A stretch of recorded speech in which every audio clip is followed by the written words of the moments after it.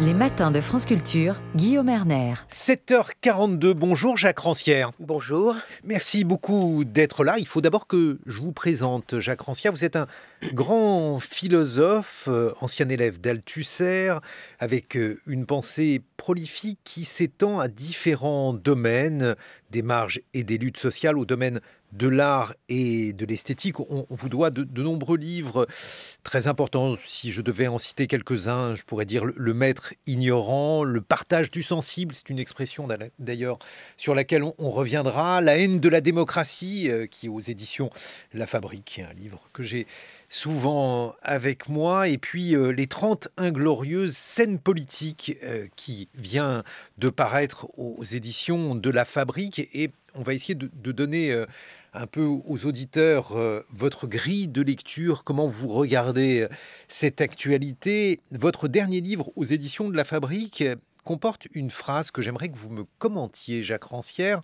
Ces 30 années, donc celles que vous appelez les 30 inglorieuses, ont ainsi vu l'accomplissement de la contre-révolution intellectuelle qui a soit rejeté, soit retourné en leur contraire toutes les valeurs progressistes traditionnelles.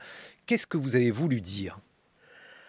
Bon, je pense que c'est relativement simple, c'est-à-dire que bon, j'appartiens à une génération donc qui a connu une espèce de grande expansion du marxisme, toutes les idéologies progressistes, une grande foi dans la révolution mondiale, et puis malgré tout, bon, il y a eu un certain nombre de déceptions et depuis une bonne trentaine d'années, on voit comment ces espèces d'espérances déçues se sont plus ou moins transformées, c'est-à-dire que des gens qui étaient pour la Révolution mondiale, qui étaient pour l'émancipation, ont commencé à dire que tout ça n'était pas si bien, que la Révolution, c'était quand même le terrorisme, qu'il y avait la Révolution française, c'était la terreur, que la terreur, ça avait bien sûr produit toutes les horreurs en URSS, que les grands idéaux, comment la justice sociale était toujours un truc finalement qui conduisait mal. Et puis surtout, il y a eu ce moment où les grands idéaux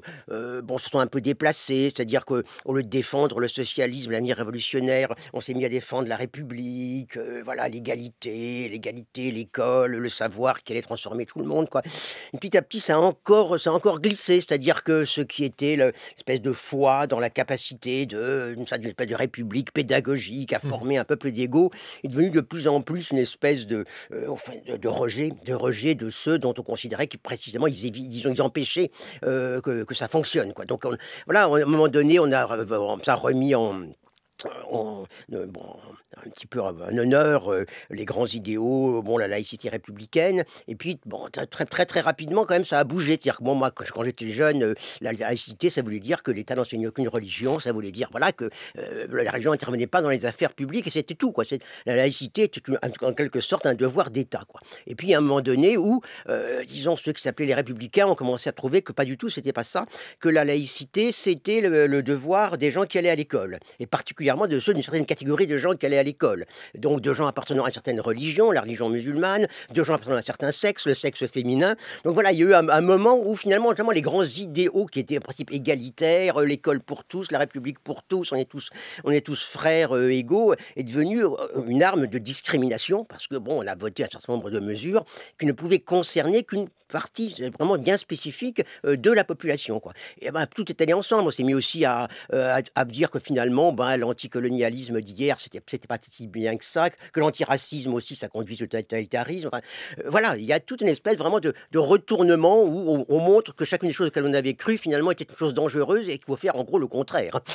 Donc cela se déroule sur 30 ans selon vous, cette régression, et dans ces 30 ans il y a des dates importantes. Alors il y a une date sur laquelle j'aimerais revenir avec vous, c'est 1995. Pourquoi est-ce une date importante pour vous, Jacques Rancière ? C'est une date importante parce que c'était là le moment du grand mouvement, notamment dans les transports publics, contre les nouvelles mesures. C'était le début, disons, des efforts qui sont poursuivent encore aujourd'hui pour effectivement mettre un peu un terme à tout ce qu'on appelait les acquis sociaux, les régimes de retraite, tout ce qui avait été plus ou moins gagné par, disons, des décennies de luttes ouvrières. Et donc, bon, il y a eu ce mouvement et on a vu toute une partie de l'intelligentsia venant de la gauche qui a commencé à dire que, bah oui, mais malgré tout, c'était quoi c'est ceux qui défendaient ces gens-là, ils demandaient des privilèges. Il y a eu un moment où, au fond, ce qu'on appelait avant les acquis sociaux, qu'on considérait quand même comme une marque du progrès, sont devenus des privilèges. Alors, disons, il y a toute une série d'intellectuels, qui tous venaient de la gauche, ou se réclamaient de la gauche, qui ont commencé à dire, mais pas du tout, faut faire attention, les mouvements sociaux, vous trouvez ça très bien, mais non, en réalité, c'est les mouvements de privilégiés, et bien sûr, ces ouvriers, ces employés égoïstes, qu'est-ce qu'ils font? Ils compromettent l'avenir, ils travaillent contre les générations à venir, et par conséquent, bon, ben, il faut défendre le gouvernement. Donc, on a vu un gouvernement de droite soutenu par une assez large fraction de l'opinion de gauche. Donc, voilà, il y a eu ce moment où c'est aussi un des éléments de cette contre-révolution, où même on a vu, par exemple, Marx utiliser pour dire que finalement le gouvernement avait raison, quoi. Alors, comment justement justifiait-il ce recours à Marx pour expliquer que le gouvernement avait raison? Parce que, bon, déjà au 19e siècle, donc Marx et Engels s'en prenaient à tous ces artisans, ces gens, disons, qui représentaient un petit peu le passé, quoi. Enfin, La petite bourgeoisie. La petite bourgeoisie, les artisans, les idéologues, en disant ça, c'est les gens qui retardent le mouvement de l'histoire. Ils retardent le mouvement de l'histoire, et quelquefois ils se croient qu'ils sont révolutionnaires, quelquefois voilà, ils croient qu'ils mènent la lutte, mais pas du tout en réalité. Disons, ce qu'il faut, c'est que le capitalisme accroisse son pouvoir, parce que le capitalisme, disons, précisément, fait le lit du socialisme. Bon, la bourgeoisie, etc., sera son propre fossoyeur. Et voilà, bon, ça, c'était les arguments classiques qui sont rentrés vraiment dans la doctrine marxiste, disons, officielle, quoi. Et bon, disons, ces gens-là, ils ont repris, quoi, en disant maintenant, ce sont ces ouvriers qui tiennent leurs privilèges archaïques et qui retardent le progrès pour tous. Et alors donc, on l'entend dans votre raisonnement, Jacques Rancière, il y a eu une sorte, je ne veux pas employer de gros mots, mais une sorte de ruse de la raison qui fait que des termes qui étaient progressistes ont été employés finalement pour contrer le progressisme. Alors vous avez cité l'exemple de la laïcité, vous avez cité l'exemple également du progressisme dans l'histoire qui aurait incité en 1995 à effacer certains acquis sociaux, et on pourrait utiliser également cette expression pour un autre terme que vous n'aimez pas, c'est le terme de consensus. Pourquoi le consensus en démocratie a une place largement trop importante, ou plutôt pourquoi cette expression est dévoyée selon vous? Bon, je pense qu'elle est de toute façon, originellement même problématique.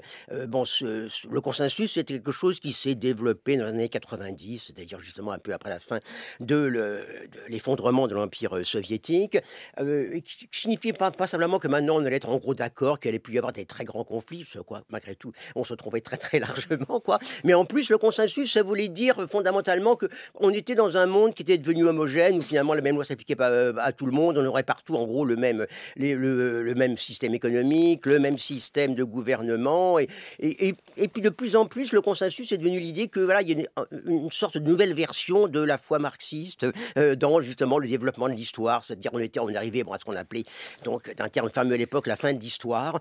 Par conséquent, tout le monde veut être d'accord que finalement, désormais, on n'avait affaire qu'à des problèmes réels, objectifs, qu'on pouvait traiter objectivement et cesser de se battre, quoi. Et au nom de ça, bien sûr, il y a toute une série, disons, de mesures extrêmement violentes qui ont été prises justement contre tous les acquis progressistes, les acquis sociaux.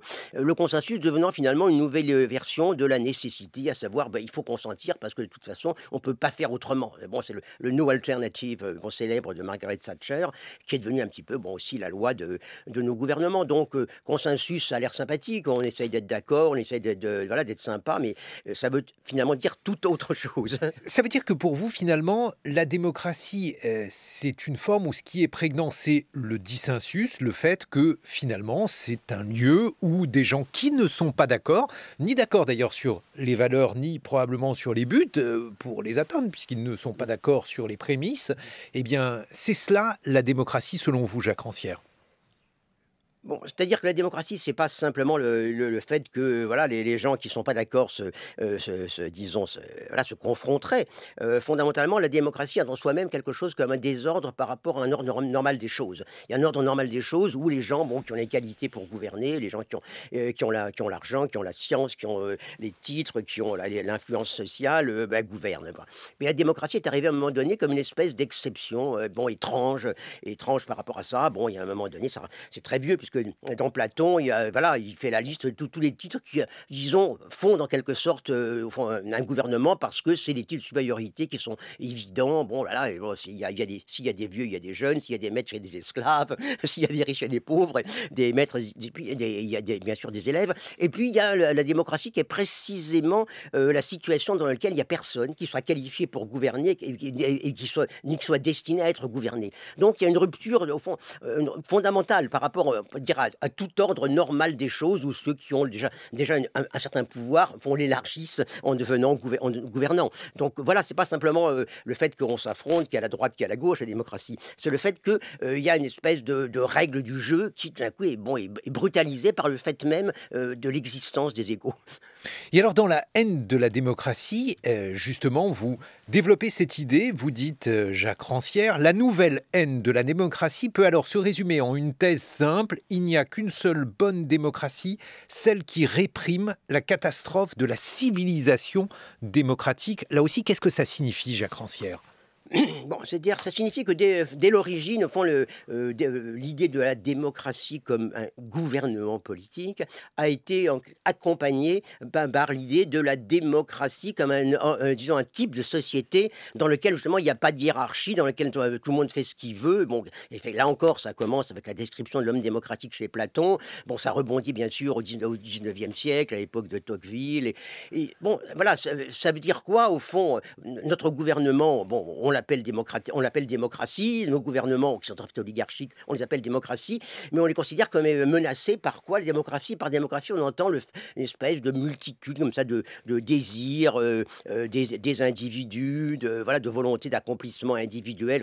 Bon, c'était le grand thème de l'individualisme de masse, quoi. Et à un moment donné, au début des années 2000, ça est devenu quelque chose alors là de florissant. Il n'y avait pas aucun phénomène social qui ne s'expliquait par ça, par le fait qu'il y avait l'individualisme démocratique, que bien sûr ça menaçait tout bon ordre politique, et en particulier que ça menaçait la démocratie. Donc à la même époque, on voyait des grands slogans enthousiastes. Je me souviens d'un titre comme ça de The Economist, la démocratie comme ça qui se lève au Moyen-Orient. Bon, au Liban, formidable. Bon, enfin, passons sur la suite au Liban, quoi. Mais en revanche, on voyait partout ici, disons, indiquer des catastrophes qui étaient dues au fait de ce développement, de ce dévoiement démocratique généralisé. Mais ça veut dire que finalement, pour vous, Jacques Rancière, il y a un côté inhérent dans la démocratie à ce désordre, au fait qu'il y a nécessairement des querelles, ou bien, parce que ça on le trouve par exemple dans une tradition qui n'est pas la vôtre sur le plan philosophique, par exemple chez Aron, la démocratie c'est l'organisation du mécontentement. Une bonne démocratie, c'est une démocratie qui doit faire en sorte d'absorber, de prendre en charge les opinions divergentes. Et alors vous, qu'est-ce que vous en pensez?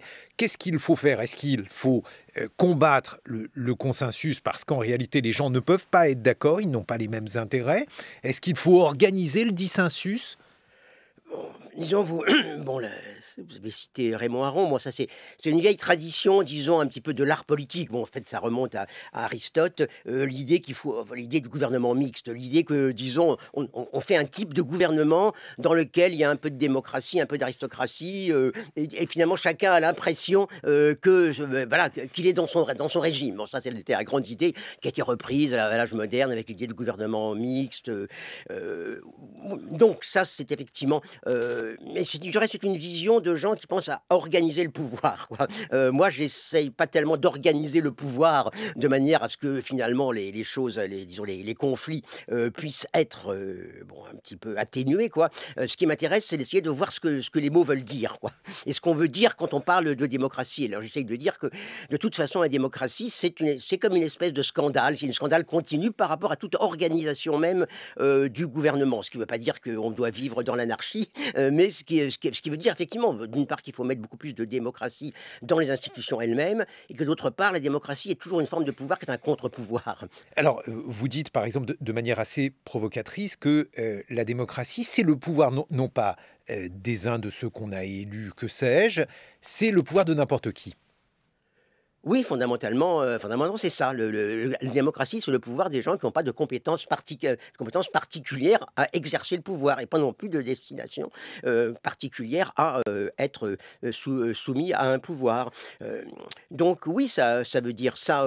Mais alors, ça détruit toute une tradition qui consiste à dire que la démocratie, c'est le pouvoir, par exemple, de ceux qui ont du charisme, que la démocratie, c'est le pouvoir des élites, que la démocratie, c'est le pouvoir des gens rationnels. Oui, mais tout ça, ce sont quand même des définitions qui, à mon avis, sont absurdes, quoi. C'est-à-dire qu'on ne peut pas dire, disons que on est en démocratie. Bon, c'est une expression en plus qui est très compliquée en démocratie, quoi. Mais si effectivement on définit une classe de gens, une catégorie de gens qui sont destinés à gouverner les autres. Donc fondamentalement, il y a de la démocratie là où justement cette logique-là s'arrête, quoi. Le problème, c'est qu'on a pris l'habitude d'appeler démocratie un système qui est bon fondamentalement oligarchique, et donc après ça, on essaye de se débrouiller. Mais je dirais que à un moment donné, il faut quand même voir les choses un petit peu en face, quoi. C'est-à-dire qu'on appelle démocratie quelque chose qui n'est pas la démocratie. Ça ne veut pas dire que c'est mal, forcément, hein, mais ça veut dire que c'est pas la démocratie, quoi. Et qu'on est quand même dans une espèce de grand brouillage, finalement, des idées, qui a quand même des effets assez dangereux aussi. La conclusion de cela, Jacques Rancière, est-ce que ça pourrait être, par exemple, le tirage au sort de ceux qui représentent ou qui incarnent les institutions démocratiques? Il n'y a pas de solution miracle, hein, mais certainement, bon, je pense que s'il y avait du tirage au sort quelque part, bon, si par exemple nous avons deux assemblées, bon, dont une malgré tout fonctionne un petit peu comme une espèce d'institution de pré-retraite pour politiciens, quoi. Je pense que si à la place, disons, on avait effectivement, disons, une chambre élue par tirage au sort, choisie par tirage au sort, ça serait certainement intéressant. Bon, on a quand même vu des cas récemment, effectivement, de commissions tirées au sort. On a bien vu que c'était pas plus bête que les autres, quoi. On a tellement vu qu'on a mis plutôt sous le boisseau leurs conclusions. Et donc, dans ces conditions, dans cette évolution de la démocratie, la Ve République, pour vous et le président, ça n'est pas quelque chose de particulièrement enviable. Ah, c'est absolument une monarchie. Enfin, je veux dire que De Gaulle a remis vraiment au centre de la vie politique. Et maintenant, il n'y a plus que ça pratiquement dans ce qu'on appelle vie politique ici. Cette élection du président de la République au suffrage universel, qui était vraiment une chose qui avait été inventée par les royalistes en 1848, quoi. Et ce qui était vraiment une arme contre la démocratie. Alors, c'est devenu maintenant l'incarnation de la démocratie. Bon, il y a quand même quelque chose sur quoi il faut s'interroger. On va continuer à s'interroger là-dessus avec vous, Jacques Rancière. Je rappelle le titre de votre dernier ouvrage, Les 30 Inglorieuses, scènes politique paru aux éditions La Fabrique. Il est 8h sur France Culture. Je vous souhaite un très bon réveil. 7h-9h, les matins de France Culture. Guillaume Erner. Et nous retrouvons notre invité Jacques Rancière. Vous êtes philosophe. Vous avez longuement réfléchi à la démocratie, à la haine de la démocratie. C'est le titre de l'un de vos ouvrages publiés aux éditions de La Fabrique. Et votre dernier ouvrage, Les 30 Inglorieuses, scènes politiques, est paru aux éditions de La Fabrique. Toujours, vous y évoquez 30 années où, dites-vous, il y eut une forme de ruse de la raison ou un certain nombre d'idéaux qui étaient des idéaux progressistes, tels que par exemple la laïcité, tels que le progressisme en lui-même, tels que le consensus, eh bien, ont été dévoyés et servis finalement à limiter, à contourner la démocratie. Mais alors, j'imagine que tous les commentaires qui sont faits sur l'élection présidentielle, puisque on évoquait il y a quelques minutes avec vous, Jacques Rancière, la question de savoir si l'élection présidentielle telle qu'elle est aujourd'hui organisée était une forme de prolongation de la vie monarchique. Bref, pour vous, tout cela ne relève pas véritablement d'une vie démocratique, n'est-ce pas ? Je crois qu'on peut difficilement le dire. Bon, on a parlé de l'institution en elle-même, qui effectivement est une manière de transformer la démocratie en monarchie, quoi, pour le dire très vite, quoi. Bon, on vient d'entendre les 6 conseils aux candidats. Bon, on voit bien qu'il n'y est question finalement que de la santé, que de la santé et du confort du candidat. C'est-à-dire qu'il n'y a à peu près aucunement question, si vous voulez, dans ces 6 conseils, du peuple auquel il est censé s'adresser, pour lequel il est censé proposer quelque chose. Donc, oui, voilà, disons, on est dans cette situation quand même où, bon, voilà, il y a une performance à réaliser. Et tout ça est complètement, dans quelque Ça, sorte... c'était des conseils donnés aux candidats. Conseils donnés aux candidats, mais enfin, je veux dire, la moitié des conseils donnés aux candidats, c'est quand même, oui, des conseils, des conseils publicitaires pour vendre un produit, et puis des conseils donnés aux sportifs de haut niveau, voilà, ou à peu près, quoi. Et bon, voilà, il n'y a pas de politique là-dedans, pour le dire très, très franchement, quoi. L'un des termes que vous interrogez dans votre dernier livre, c'est le terme terme de populisme, qu'est-ce qui vous inspire, ce terme, Jacques Rancière? Bon, là encore, c'est un terme qui est uniquement destiné à disqualifier les autres. Bon, parce qu'on est effectivement dans un régime qui s'appelle démocratie sans lettres et où il y a toujours, disons, justement une façon de disqualifier ceux qui essayent de donner un sens au mot peuple. De fait, le mot peuple, qu'on l'aime ou qu'on l'aime pas, quel que soit le sens qu'on lui donne, est au centre de la politique, quoi. Il n'y a pas de politique sans peuple, quoi. Et d'une certaine façon, alors il y a toutes sortes de peuples, bien sûr. Bon, en ce moment, on voit bien que, disons, il y a aussi bien le peuple d'Emmanuel Macron que le peuple de Zemmour, que le peuple de Mélenchon, que c'est pas tout à fait peut-être le même peuple, mais l'essentiel, c'est quand même, au fond, la façon dont nos gouvernants, en quelque sorte, essayent d'évacuer justement tous ces termes, bon, peuple, ne parlons pas de classe, alors là, bon, c'est la catastrophe, quoi, qui justement se réfèrent au conflit, pour le dire très vite, quoi. Et donc voilà, ce qui se passe, c'est qu'on a inventé ce terme, enfin pas inventé, mais repris ce terme de populisme, parce qu'il permet en gros d'identifier deux choses. Premièrement, la volonté de donner un sens à la démocratie, et puis de l'autre côté, bon, populisme, ça a été identifié à l'extrême droite, le racisme, la xénophobie, disons, la haine anti-immigrée. Donc voilà, au fond, le terme de populisme sert à faire l'amalgame entre les deux. Et déjà, justement, on parlait tout à l'heure de 1995. 1995 a été le moment où voilà, les partisans des mesures gouvernementales ont dit, bon, des ouvriers, qu'ils étaient populistes. Ils étaient populistes et donc finalement, c'était la même chose que Le Pen. Mais pour autant, le populisme, alors, la définition du mot pose problème selon vous, mais la chose... Quand, par exemple, dans votre dernier ouvrage, Jacques Rancière, vous parlez de Donald Trump, est-ce que Donald Trump, c'est une incarnation du populisme? Est-ce que le mot populisme devrait être abandonné et il faudrait utiliser un autre terme pour qualifier, par exemple, le style de Donald Trump? Bon, il est certain que faire de Donald Trump le représentant des petites gens de l'Amérique profonde, le représentant de tous les malheureux qui ont perdu leur emploi, de tous ceux qui vivent difficilement, c'est quand même quelque chose quand même de très surprenant. Le problème est quand même voilà, qu'il y a déjà plusieurs milliardaires qui ont été qualifiés, disons, de populistes. Ce qui est un problème. Non, mais qu'est-ce que fait Donald Trump? C'est un problème, mais pour une partie de la gauche américaine, c'était aussi une source évidemment de réflexion. Pourquoi les pauvres votaient-ils à droite? C'est même un livre de Robert Frank. Est-ce que pour vous, c'est inexact? Est-ce que pour vous, cela interroge la manière dont on a réussi à gommer un certain nombre de problématiques, à évacuer le marxisme, que sais-je? Il y a bien sûr plusieurs éléments, bon, mais bon, disons que dire que c'est les pauvres qui votent Trump, à mon avis, est quand même une plaisanterie. Bon, les riches aussi votent Trump. Je veux dire qu'il y a... Mais il y en a moins que de pauvres.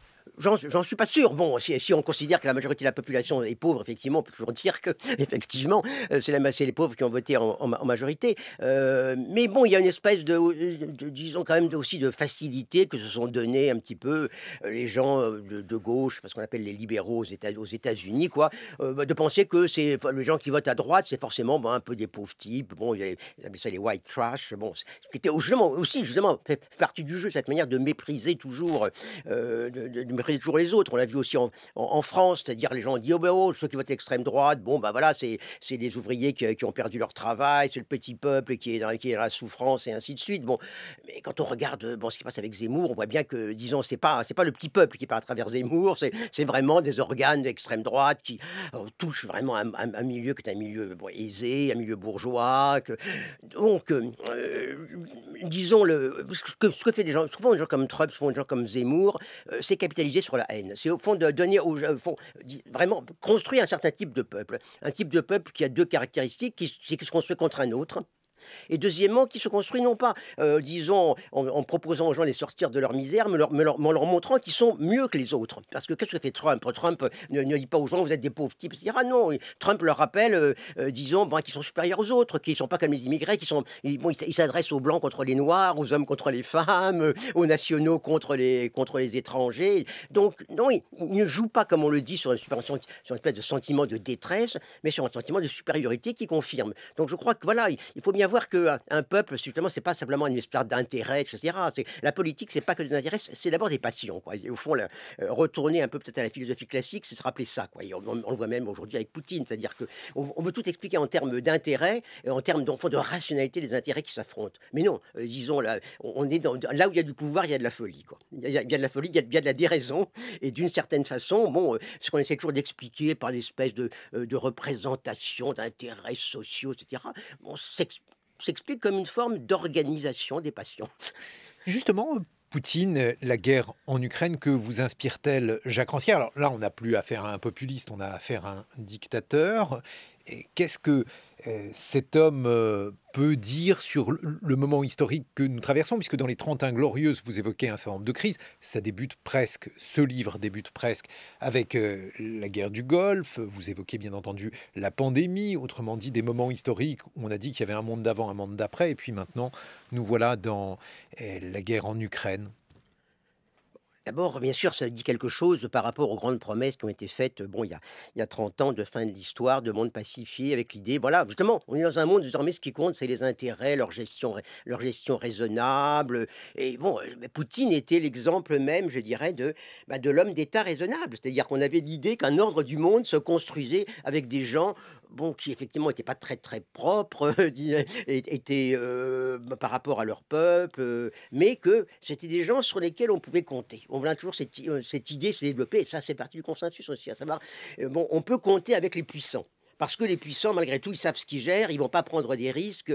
Mais on se rend compte que c'est faux. On se rend compte que c'est faux. On se rend compte précisément que l'idée que d'une pacification par les intérêts économiques, les échanges économiques, bon, quand on parle aujourd'hui de tous ces problèmes par rapport au gaz russe et à son paiement, bon, on se rend compte que tout ça, c'est de la blague. C'est-à-dire qu'on se rend compte aussi que, encore une fois, bon,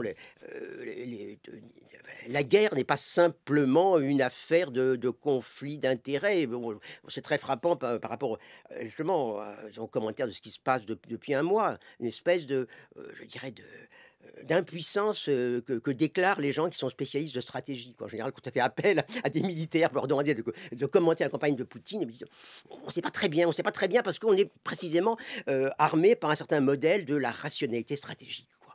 Et quand on a l'impression tout d'un coup qu'on ne peut plus prévoir ce qu'un chef d'État va faire, bon, et voilà, cette rationalité s'effondre, quoi.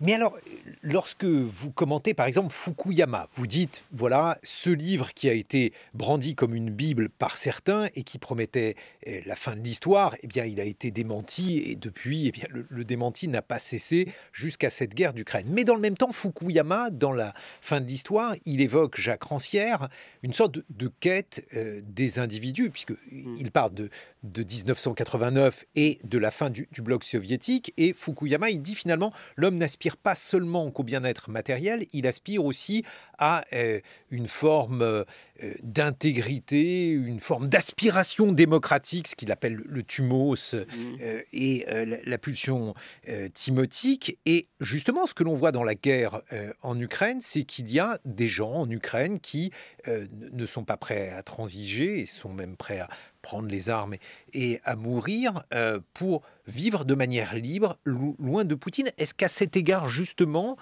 cette aspiration que l'on retrouve en Ukraine, ça n'est pas l'idée qu'il y a autre chose, y compris dans le monde de Fukuyama, qui n'est pas touché ou contaminé, vous emploierez le terme que vous voudrez, par le profit et les aspirations au bien-être matériel? Oui, mais de toute façon, je pense que des deux côtés, justement, il y a pas que le profit et les aspirations matérielles. Je veux dire que, bon, il est clair que disons, le profit, les profits matériels que Poutine, que le gouvernement russe peut tirer de l'affaire, c'est pas du tout évident. Donc là encore, je veux dire, oui, on est dans un monde où, notamment, contrairement quand même à la logique consensuelle, enfin, telle qu'elle fonctionne, on ne peut pas compter sur une sorte d'équilibre des intérêts pour maintenir la paix. C'est-à-dire il faut tenir compte finalement de toutes les passions. Bon, je veux dire que quelqu'un qui occupe le pouvoir pendant 20 ans, plus de 20 ans, à mon avis, est nécessairement un fou, quoi. Je dirais, bon, comme on sait, bon, Alain disait, le pouvoir rend fou, le pouvoir absolu rend absolument fou. Et je veux dire, voilà, on peut pas compter précisément sur ce sur quoi on compte, à savoir l'idée que les gens sont là, sont installés, bon, ben là, ils sont raisonnables, ils ont appris, on va s'entendre entre nous. Non, non, on est dans le domaine de la passion et donc aussi dans le domaine des contre-passions, d'une certaine façon, dans le domaine, on peut dire, des passions nobles contre les passions passions viles, des passions égalitaires contre les passions inégalitaires. Égalité, c'est des questions de passion aussi, c'est pas des questions de mesure. Mais Angela Merkel, c'est l'exemple qui me vient à l'esprit, est restée 16 ans, je crois, au pouvoir. Est-ce qu'on pourrait la qualifier de folle si on faisait une comparaison entre Vladimir Poutine et elle? Il y aurait peut-être une hiérarchie à faire? Non, mais je dis pas ça. Je dis pas ça. Bien sûr, il y a des gens qui résistent plus ou moins à l'épreuve du pouvoir. Bon, ben, il y a peu de gens qui y résistent. Bon, effectivement, il faut avoir des espèces de en quelque sorte, de contre-pouvoir interne. Peut-être que dans son cas, c'était la religion qui jouait un rôle très, très important pour échapper, disons, à la folie du pouvoir. J'en sais rien. Non, je ne prononce pas évidemment des espèces de lois, globales. Donc, je rappelle simplement, bon, l'importance, malgré tout, de cette espèce de circulation des passions qui, justement, disons, contredit, font l'idée de la paix par l'équilibre des intérêts, quoi. Mais alors, justement, là aussi, dans votre dernier livre, vous vous montrez pessimiste sur une pente qui, semble-t-il, s'est accentuée. Est-ce qu'on ne pourrait pas imaginer, par exemple, que cette crise en cours, la guerre en Ukraine, débouche sur des choses qui, enfin, soient des choses satisfaisantes? Je ne sais pas, par exemple, l'Union européenne, est-ce que ça ne pourrait pas, là, retrouver un peu de son lustre, de cette utopie? Vous parlez de la critique de l'Union européenne, Jacques Rancière. Écoutez, bon, ce qu'on a connu quand même essentiellement en matière d'Europe, bon, c'est quand même un certain pouvoir qui s'exerçait au service du capitalisme mondial pour obliger les États effectivement à adopter un certain nombre de règles. Bon, on se souvient de la fameuse Constitution européenne, même si après on a dit que c'était pas vraiment une constitution, qui commençait par dire que malgré tout ce qu'il fallait, c'était, disons, avoir une concurrence non distordue. Donc au fond, disons, appliquer la loi de la concurrence, ce qui voulait dire clairement, effectivement, demander aux États de détruire un petit peu toute une série justement de systèmes d'avantages sociaux, de services publics. Voilà, l'Union européenne, ça a d'abord été ça, quoi. Ça a d'abord été justement quelque chose comme un pouvoir dont on ne sait pas très bien d'où il émane. Bon, cette histoire de Commission européenne, c'est quand même la première fois, peut-être pas la première fois, c'est quand même un fait singulier à notre époque, qu'on voit dans cette fameuse constitution, donc une instance, malgré tout, exécutive suprême, dont on ne sait pas qui la désigne. C'est quand même quelque chose de tout à fait surprenant, quoi. C'est-à-dire qu'on dit combien il doit y en avoir par pays, mais on ne dit pas qui doit les désigner. Voilà, c'est là qu'on voit que représentation, ça ne veut pas dire, si vous voulez, le fait qu'il y a une émanation du pouvoir des gens. Non. Bon, donc là, jusqu'ici, bon, l'institution européenne, ça a quand même été majoritairement ça. Est-ce que ça peut devenir autre chose? Je dirais que malgré tout, aussi, l'Europe, ça a aussi été destiné à aspirer un petit peu les gens qui sortaient du communisme, qui sortaient de l'Empire soviétique. Et bon, on voit bien quand même avec la Pologne, on voit bien qu'avec la Hongrie, qu'il n'y a pas vraiment de pensée européenne, disons, qui soit partagée, quoi. Qu'il n'y a pas d'idée de la démocratie, par exemple, qui soit partagée. Donc, voilà, c'est d'un côté, c'est effectivement un rassemblement d'intérêts qui croit qu'on peut, encore une fois, fonctionner simplement par un rassemblement d'intérêts. Et en même temps, bon, on voit bien que adopter une position commune, c'est vraiment une position qui essaye de prévoir un monde à venir. Bon, c'est quelque chose que l'Europe n'a pas fait, à mon avis, elle n'est pas prête à faire. Vous suivez également le fil dans Les 31 Glorieuses de la critique des luttes sociales. Alors, critique qui, selon vous, débute par exemple avec la critique de mai 68. Ensuite, c'est la critique de décembre 1995 avec des luttes corporatistes, décrites comme corporatistes. Et puis, il y a eu le dernier épisode en date, ce sont les Gilets jaunes. Pour vous, Jacques Rancière, comment analysez-vous l'épisode des Gilets jaunes ? Bon, je ne suis pas spécialiste, mais je pense que les Gilets jaunes, comme beaucoup d'autres mouvements, ça prouve qu'on ne peut pas juger un mouvement à partir de ce qu'il déclenche, quoi. Au départ, on disait, bah oui, c'est le prix de l'essence. Bon, le prix de l'essence, c'est pas un truc très glorieux, surtout maintenant, disons, malgré tout, toutes les campagnes contre la voiture. Donc voilà, au départ, les Gilets jaunes ont été jugés à partir de ça, quoi. Alors, ce qui est intéressant, c'est que le mouvement a complètement démenti cette idée qu'il s'agirait simplement de demander une baisse d'une taxe sur l'essence, une suppression d'une taxe sur l'essence. Non, c'était autre chose. L'essence, au fond, ça devient comme un symbole de toute une forme de vie, quoi. Et ce qui est intéressant, à mon avis, 68, vous en parliez, ça a commencé par des petites histoires sur le campus de Nanterre. On peut dire, alors encore, c'est de la rigolade, quoi. Bon, les étudiants, ils veulent pouvoir aller chez les étudiantes. Qu'est-ce que c'est que ça? C'est pas de la politique. Voilà, et le grand mouvement là, à Istanbul a commencé à propos d'un jardin qu'on voulait transformer en supermarché et en caserne. C'est toujours comme ça, d'une certaine façon. Je dirais qu'il y a il y a des petites choses qui deviennent des révélateurs. Après, le poids se créent des mouvements, et ces mouvements qui créent leur propre dynamique. Et ça qui a quand même été remarquable chez les Gilets jaunes, à savoir que c'est des gens qui venaient pas justement d'un milieu social homogène, qui n'étaient pas portés par des partis, des syndicats, une structure déjà existante, quoi. C'est des gens qui apprennent à vivre et à lutter ensemble, et ils font qu'ils sont comme portés par leur propre mouvement. C'est-à-dire que quand on lance comme ça un mouvement, que ça se développe très très rapidement, tout d'un coup, pas tout d'un coup, mais très vite, l'horizon s'élargit complètement, et on se rend compte qu'on lutte contre un mode de vie global et pas pour un petit truc particulier, quoi. Je l'ai dit en introduction, Jacques Rancière, votre œuvre est particulièrement fournie. Il y a une dimension politique, immédiatement politique, on vient de l'entendre. Et puis vous êtes aussi beaucoup intéressé à l'art, au cinéma par exemple. Le cinéma contemporain, les séries, est-ce que ça vous parle aujourd'hui, Jacques Rancière? Ça me parle, je veux dire, le cinéma, les séries, c'est comme le cinéma, à savoir, il y a pas de genre qui soit populaire en soi-même, ou disons, mais il y a effectivement des formes de narration qui sont plus ou moins capables, de porter un regard sur notre société, quoi.